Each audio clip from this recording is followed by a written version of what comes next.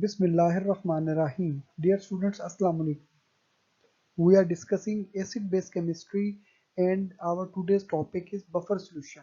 During our lecture, we will discuss principle, composition of buffer solution, buffer capacity and Henderson-Hasselbalch equation. Buffers are the solutions that resist a change in pH upon addition of small amount of acids or bases. Biological fluids such as blood are usually buffer solution. The control of pH is vital to proper functioning of these fluids.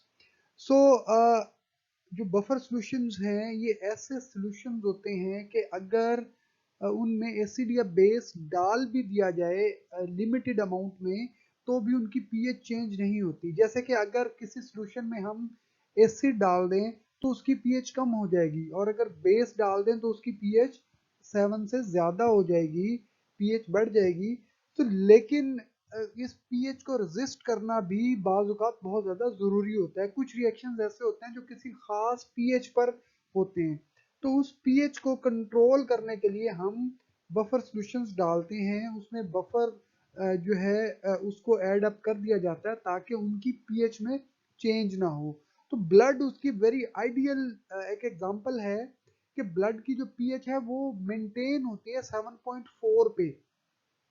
अगर pH जो है वो 7 से कम या 7.8 से ज्यादा हो जाए तो डेथ वुड बी लाइकली, यानी कि इतनी नैरो रेंज ऑफ पीएच पे एक ह्यूमन बीइंग जो है वो जिंदा रहता है। जबकि हम एसिडिक चीजें भी खा रहे होते हैं और बेसिक चीजें भी हम इनटेक करते हैं, इसके बावजूद हमारी बॉडी में जो है वो पीएच 7.4 पे मेंटेन रहता है।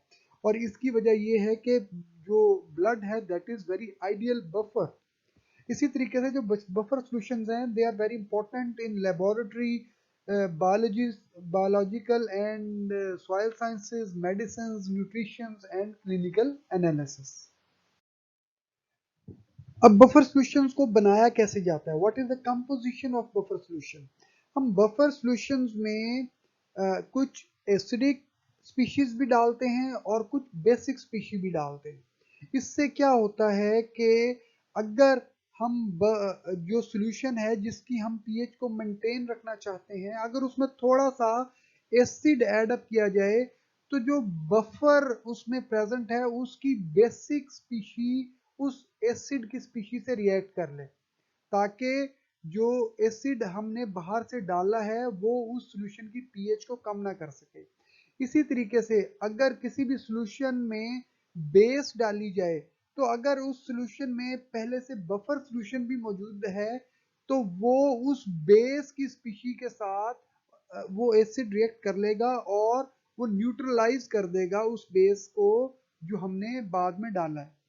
तो इस तरीके से जो चाहे एसिड को ऐड करें या बेस को ऐड करें तो जो बफर सॉल्यूशन होता है वो उसे न्यूट्रलाइज कर देता है। तो इस न्यूट्रलाइजेशन की वजह से बफर की प्रेजेंस की वजह से जो पीएच है वो सॉल्यूशन का मेंटेन रहता है। So we can say that a buffer resists pH because they contain both acidic species to neutralize OH ions and a basic species to neutralize H positive ion. It is necessary that acidic and basic species of the buffer do not consume each other through neutralization. यानी कि इस बात का ख्याल रखा जाए कि जो बफर हम डाल रहे हैं, क्योंकि बफर में एक एसिडिक स्पीशी है और एक बेसिक स्पीशी है, वो आपस में रिएक्ट ना करें, कि वो आपस में रिएक्ट करके न्यूट्रलाइज ना करें, बल्कि वो सॉल्यूशन में मौजूद रहें और आने वाले एसिडिक और बेसिक स्पीशी को न्यूट्रलाइज करें ताकि पीएच को मेंटेन रखा जा सके। These requirements are fulfilled by a weak acid base conjugate pair, यानी कि हम एक वीक एसिड या वीक बेस लेंगे और एक उसकी कंजुगेट एसिड या बेस लेते हैं। जैसे कि अगर हमारे पास एसिटिक एसिड है और एसीटेट आयन हम उसमें डाल दें सॉल्यूशन में तो ये भी एक बफर का काम करेगा। इसी तरीके से अगर हम अमोनियम आयन और अमोनिया डाल दें तो ये भी एक बफर का काम करेगा। Thus, buffer are often prepared by mixing a weak acid or a weak base with a salt of that acid or base। यानी कि अगर वीक एसिड है तो उस वीक एसिड का सॉल्ट दोनों डाल दिए जाएं, या अगर वीक बेस है तो उस वीक बेस का सॉल्ट डाल दिया जाए। जैसे कि अगर एसिटिक एसिड है, ये एक वीक एसिड है, तो इसका जो सॉल्ट है वो क्या हो सकता है जी, sodium acetate, CH3COONA।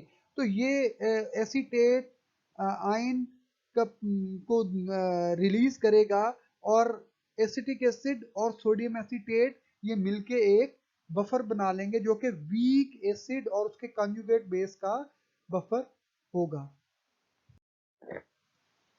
Buffer solution के प्रिंसिपल को एक्सप्लेन करने से पहले ज़रा इसको हम दोहरा लेते हैं कि बफर सॉल्यूशन ऐसा सॉल्यूशन होता है जो कि पीएच में चेंज को रेजिस्ट करता है, यानी कि पीएच में चेंज आने नहीं देता अगर हम बेस या एसिड को ऐड करें। अब बफर सॉल्यूशन में contain a weak acid and it's salt, जैसे कि हमने अभी डिस्कस किया कि एसिडिक एसिड और सोडियम एसीटेट या वीक बेस और इसका साल्ट हो, जैसे कि अमोनिया और अमोनियम क्लोराइड। तो अब ये काम कैसे करता है, देखें, हमने एक सॉल्यूशन में एसिटिक एसिड और एसीटेट आयन डाला, तो जैसे ही हमने एसिटिक एसिड डाला और सोडियम एसीटेट डालेंगे तो सोडियम एसीटेट डिसोसिएट हो जाएगा, तो Na पॉजिटिव और acetate ion CH3COO negative release करेगा।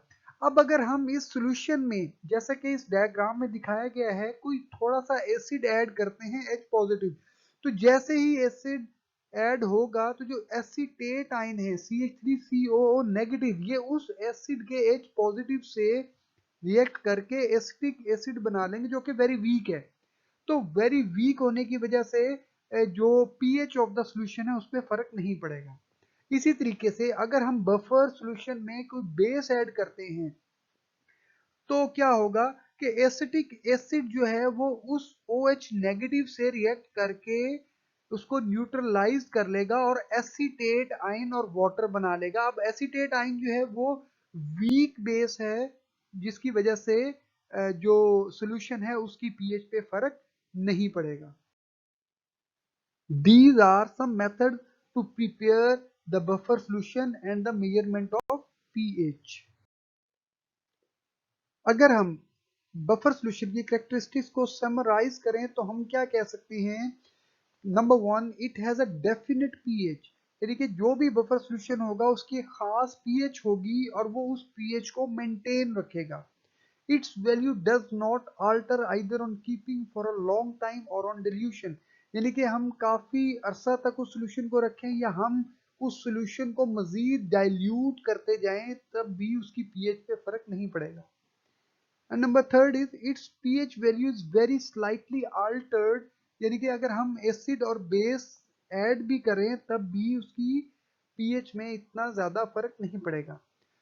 तो हम बफर सॉल्यूशन के एक्शन को अगर हम अंडरस्टैंड करना चाहें तो हम इस इक्वेशन से इसको देख सकते हैं कि अगर हमारे पास एक एसिड है जिसको हमने Ha से डिपिक्ट किया है और वो डिसोसिएट हो सकता है अपने H पॉजिटिव में और कंजुगेट बेस A नेगेटिव में, तो इस रिएक्शन का जो कांस्टेंट है, equilibrium constant, that is Ka will be equal to the concentration of H positive and conjugate base divided by the concentration of acid।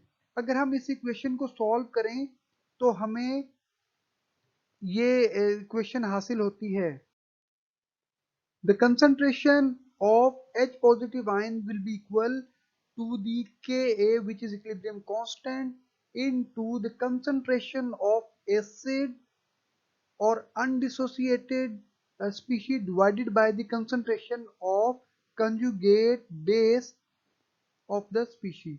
हम यहाँ से देख सकते हैं कि इस एक्सप्रेशन में हमारे पास एक H पॉजिटिव की स्पीशी और पीएच जो है वो उसको डिटरमाइन किया जा सकता है कि A की value for the weak acid component of the buffer solution and the ratio of the concentration of conjugate acid base pair HA की concentration divided by A negative की concentration। So, जैसा कि हम पहले एक्सप्लेन कर चुके हैं कि अगर हम बेस डाल देते हैं, स्ट्रॉन्ग बेस जो कि OH नेगेटिव आयन की शक्ल में होगी इस बफर सोल्यूशन में, वो रिएक्ट कर लेगी अनडिसोसिएटेड स्पीशीज से HA यानी कि एसिडिक स्पीशीज से, और वाटर और A नेगेटिव बना लेगी। अब A negative is a week conjugate base, तो पीएच पे फर्क नहीं पड़ेगा। इसी तरीके से अगर हम H पॉजिटिव आयन ऐड करेंगे तो वो वीक कंजुगेट बेस से रिएक्ट करके न्यूट्रलाइजेशन रिएक्शन के प्रोडक्ट HA बना लेंगे, और वो सॉल्ट हैं तो वो भी सॉल्यूशन की पीएच को इंक्रीज नहीं करेंगे। बफर सॉल्यूशन की दो इंपॉर्टेंट कैरेक्टरिस्टिक्स हैं। एक तो उसकी पीएच, यानी कि किस पीएच पे वो बफर काम करता है, और दूसरा उसकी buffer capacity. So buffer capacity can be defined as the amount of acid or base the buffer can react with before giving a significant pH change। यानी कि जैसे हमने अभी एक्सप्लेन किया था कि हम एसिड या बेस डालते हैं तो वो बफर उससे रिएक्ट कर लेता है और उनको न्यूट्रलाइज कर देता है, तो जो सॉल्यूशन है उसकी पीएच पे कोई फर्क नहीं पड़ता। तो जहां तक जितना एसिड और बेस हम उस सॉल्यूशन में डालें और वो जो बफर है वो उसकी पीएच को मेंटेन रखे, उसको बफर कैपेसिटी कहेंगे। यानी कि हो सकता है कि हमने 10 मिलीलीटर एसिड डाला या 1 मोलर एसिड डाला, जितनी हद तक वो बफर उस एसिड को रेजिस्ट कर सकेगा वो हद उसकी बफर कैपेसिटी कहलाएगी। सो बफर कैपेसिटी डिपेंड करती है amount of acid and conjugate base in the solution. यानी कि जब हमने बफर सॉल्यूशन बनाते हुए हमने एसिड और उसका कंजुगेट बेस डाला, तो जितना ज्यादा कंजुगेट एसिड कंजुगेट बेस और एसिड डालेंगे उतनी ज्यादा आयंस उसमें प्रेजेंट होंगे और वो उतने ज्यादा एसिड और बेस को न्यूट्रलाइज करने की सलाहियत रखेगा। So the buffer capacity of a solution is defined as the number of moles of an acid or base added to 1 liter of the solution to change the pH by unity।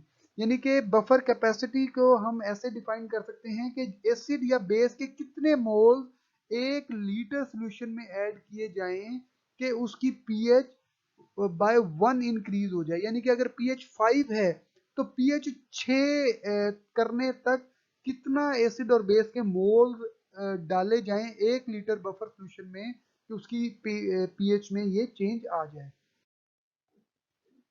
Dear students, now we will discuss the pH of buffer and Henderson-Hasselbalch equation। जो pH है buffer solution की वो depend करती है Ka of the acid, यानी कि equilibrium constant जो है एसिड बेस रिएक्शन का, उस पे pH of buffer solution depend करती है। आप ये इक्वेशन देख सकते हैं जो कि एसिड आयनाइजेशन इक्विलिब्रियम है एक एसिड का, कि वो कन्वर्ट होता है into dissociate into H positive and it's conjugate base A negative में। Ka is the equilibrium constant for that equation, and this is equal to the concentration of acidic or dissociated ions which are H positive and A negative divided by the concentration of undissociated form of acid। अगर हम इस equation को rearrange करें तो H positive ion की concentration is equal to Ka multiplied by the concentration of HA acidic undissociated form divided by the concentration of dissociated conjugate base ion। This equation expresses the H positive concentrations in terms of Ka for the acid and the ratio of concentration of HA and A negative।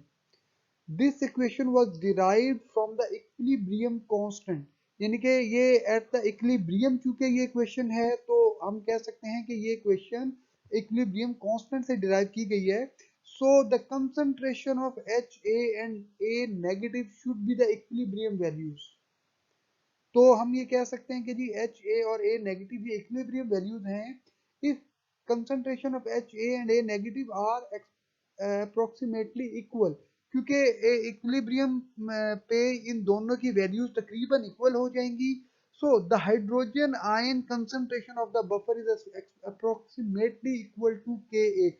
तो हम कह सकते हैं H positive ion की जो concentration है equilibrium पे वो इक्वल टू Ka है।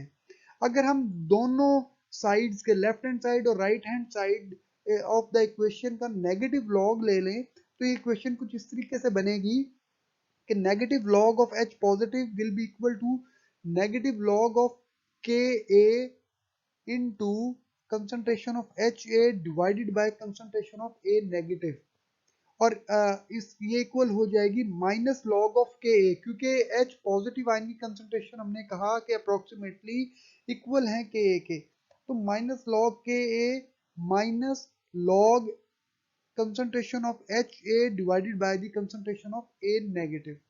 अब चूंकि माइनस लॉग H पॉजिटिव को हम पीएच भी कह सकते हैं और minus log K A P K ए कह सकते हैं, तो इस इक्वेशन को हम ऐसे लिख सकते हैं कि pH is equal to P K A minus log of the concentration of H A undissociated form divided by the concentration of conjugate base.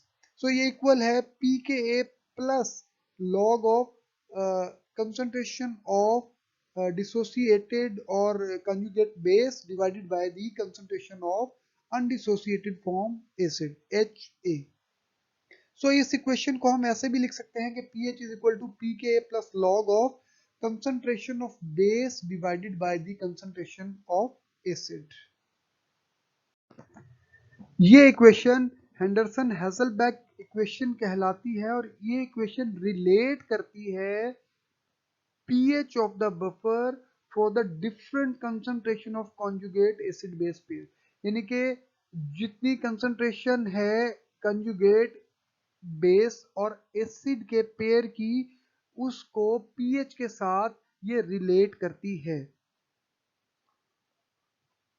Note that when base is equal to acid, pH is equal to pK, यानी कि अगर acid और base की concentration equal हो जाए तो log of base concentration divided by acid concentration ये 1 हो जाएगा, तो pH will be equal to pKa और ये होगी pH of the buffer। Suppose we want to prepare a buffer of given pH 4.90, यानी कि हम एक ऐसा बफर बनाना चाहते हैं जो कि pH को 4.90 पे मेंटेन रखे। So we need to find the conjugate acid base pair, यानी कि हमें कितनी कंसंट्रेशन डालनी होगी कंजुगेट एसिड बेस पेयर की कि उसकी जो pH है वो 4.90 पे आ जाए। We need to find a conjugate acid base pair in which the pKa of acid is close to the desired pH. Ka for the acetic acid is 1.7 into 10 raised to power minus 5 and its pKa is minus log of 1.7 into 10 raised to power minus 5, which will be equal to 4.77. So we can get a pH somewhat higher by increasing the ratio of base to the acid, यानी कि अगर acid और base equal हैं तो 4.77 pH आती है। तो अगर हम थोड़ा सा बेस इंक्रीज कर दें तो इसकी pH 4.77 से थोड़ा सा बढ़ के 4.90 तक हो जाएगी।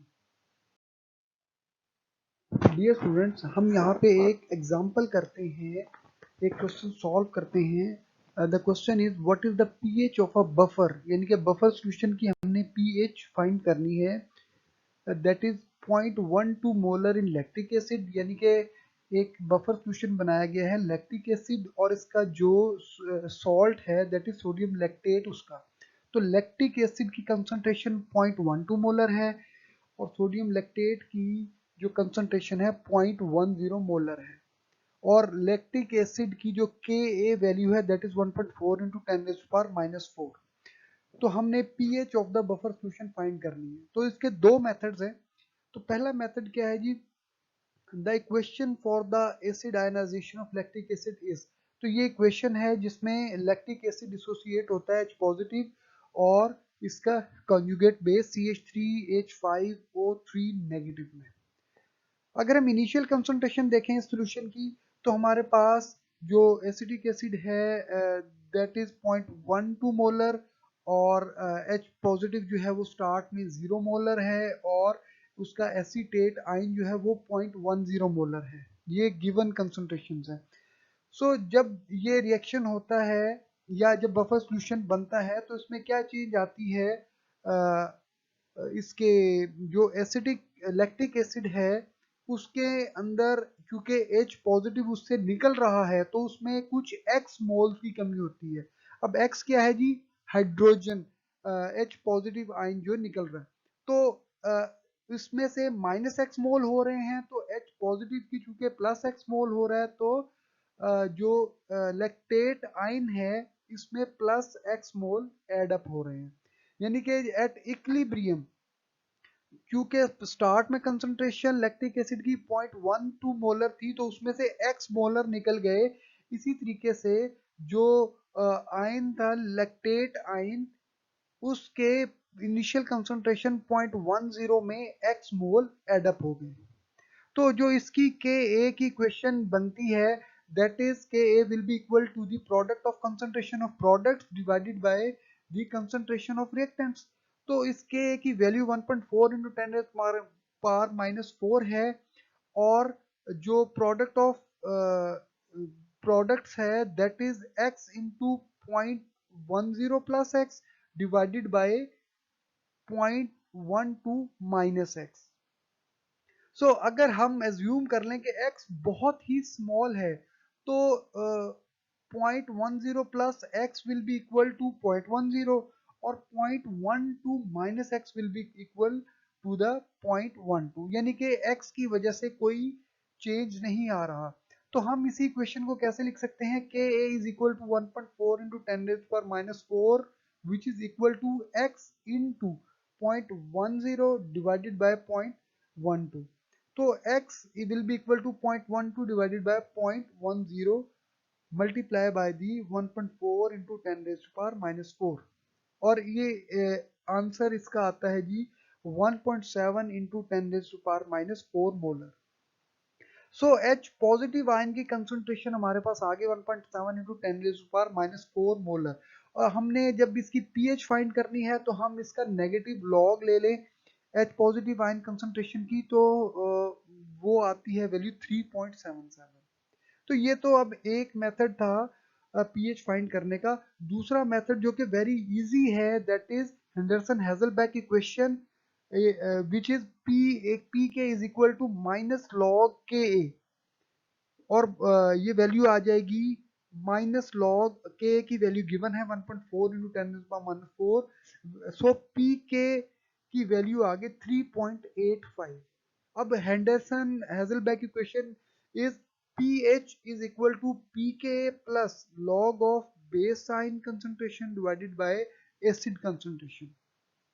सो पी के हमने अभी फाइंड किया that is 3.85 plus log of, अब बेस की कंसंट्रेशन 0.10 और एसिड की कंसंट्रेशन 0.12 है, तो log of 0.10 divided by 0.12, so pH will be equal to 3.85 plus into जो लॉग 0.10 और 0.12 की वैल्यू है दैट इज -0.08। सो जब हम ये इक्वेशन एडअप करते हैं तो हमारी वैल्यू आती है 3.77। सो ये बोथ मेथड हैं जो आप यूज कर सकते हैं, एक हेंडरसन हेजलबैक का और दूसरा इनिशियल कंसंट्रेशन और इक्विलिब्रियम कंसंट्रेशन से हम इसको फाइंड कर सकते हैं। Thank you dear students for your patience. Hope you understand well the buffer solution.